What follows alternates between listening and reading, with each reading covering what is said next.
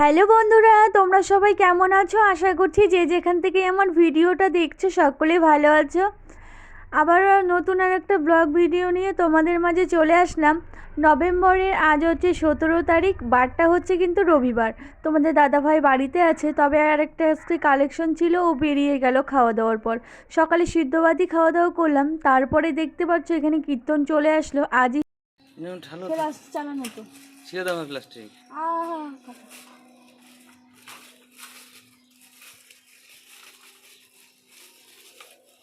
কি মাছ মা? দেখো দেখো, নাম নাম নাম নাম মাছ আমার যে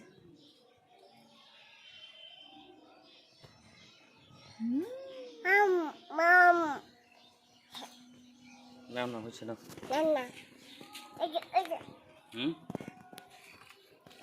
আমাদের তো আমি আগেই বললাম আজ ভোগ সব জায়গায় কিন্তু করেছে আয়োজন। আমাদের লোকনাথ মন্দিরের ওখানেও আজকে তো এখানে যে নগর কীর্তনে বেরিয়েছিল, তো ওনারাও আজকে লাস্ট দিন ভোগের আয়োজন করেছে। তো আমি এখানেই চলে আসলাম, বসে খেতে বলেছিল, আমি তবে নিয়ে চলে আসলাম, কারণ তোমাদের দাদাভাইকে আবার খাবার দিতে হবে।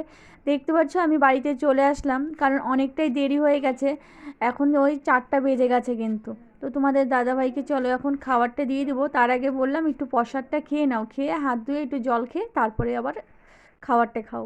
তো তোমাদের দাদাভাই অল্প একটু নিল, তো তারপরে বাকিটা আবার আমার জন্য রেখে দিল।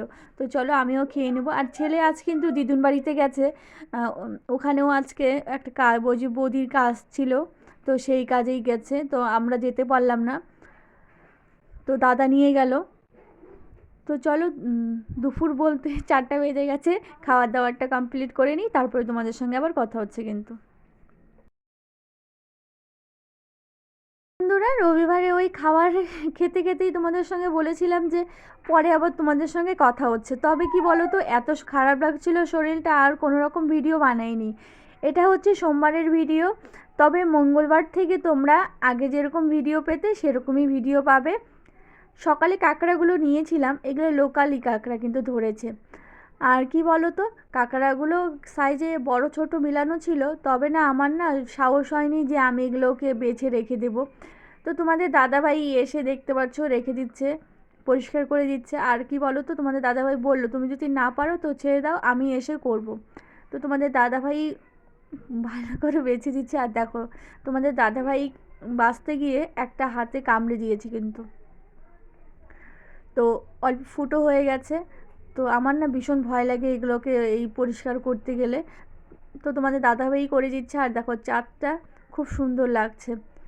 আর মাম্মামকে আমি এখন কোলে নিয়ে আছি, আর তোমাদের দাদাভাই এগুলো পরিষ্কার করছে। আর মাম্মামের ঘুম ঘুম পাচ্ছে, তবে শুয়ে দিলাম, ঘুমাবে না, কোলেই থাকবে। তো কোলে নিয়ে একটু হাঁটাচলা করছিলাম। আর আমি কিন্তু সমস্তটা রেডি করে রেখেছি।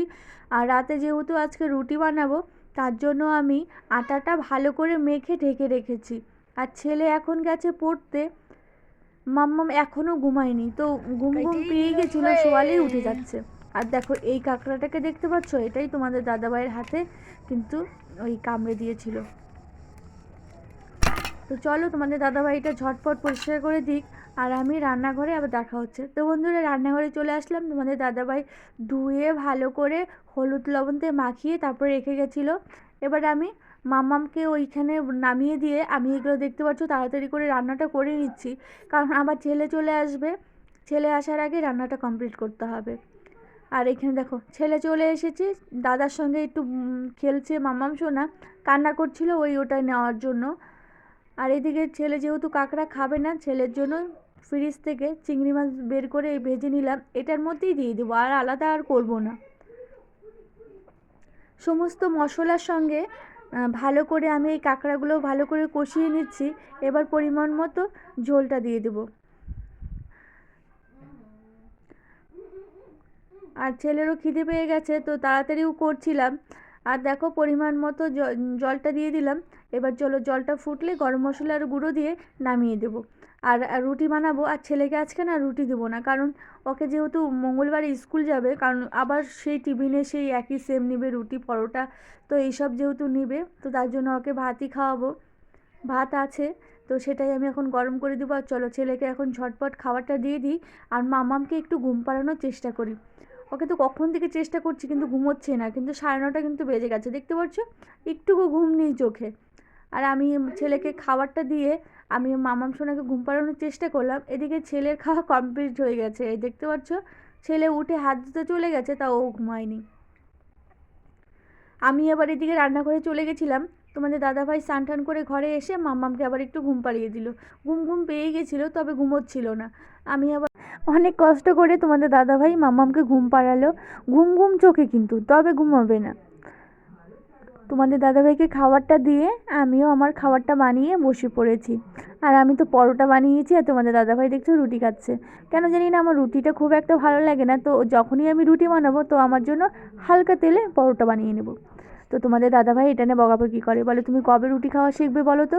তো কেন জানি না আমার রুটির থেকে না এটা হালকা তেল দিয়ে পরোটা ভীষণ ভালো লাগে। আর আজকের ভিডিওটা আমি এখানেই শেষ করব। ভিডিওটা তোমাদের কেমন লাগলো অবশ্যই জানিও। আর যদি তোমাদের ভিডিওটা ভালো লেগে থাকে একটা লাইক করে দিও, আর নতুনদের সুযোগ করে দিও। বাই।